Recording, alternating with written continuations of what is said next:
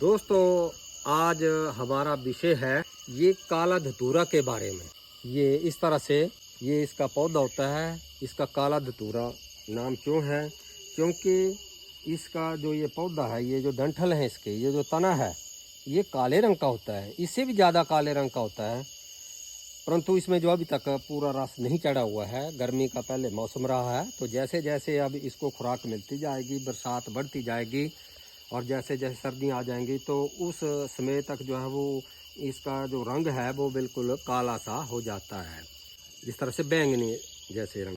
तो दोस्तों, इसमें जो है वो इस तरह के ये लंबे पत्ते लगते हैं, ये हरे रंग के, और इसमें ये फल लगता है। और जो फूल होता है वो सफ़ेद रंग का होता है और सूख करके ये इस तरह का ये भूरे रंग का हो जाता है।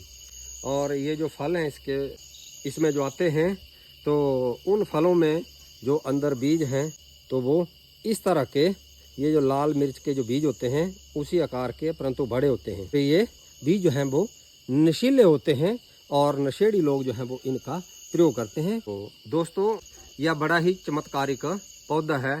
जड़ से लेकर के टॉप, इसके पत्ते, फल, फूल, डंठल सभी जो हैं वो अंग प्रयोग में आते हैं। आज मैं बात करूंगा मात्र इसके फूल। तो फूल के क्या चमत्कारिक लाभ हैं?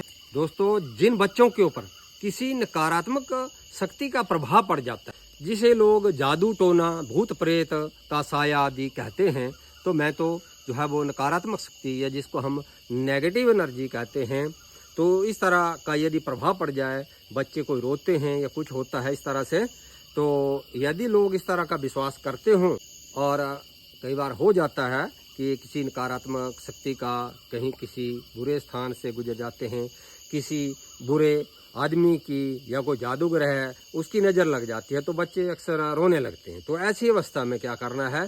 तो इस पौधे का जो सफ़ेद रंग का बड़ा सुंदर फूल होता है, उसका आप 1 या 2 फूल लें और उसे जालीदार कपड़ा में, किसी भी रंग का हो, उसमें बांधें और फिर उसको जो है वो बच्चे के बेड के पाए के साथ जो है वो उसको बांध दें।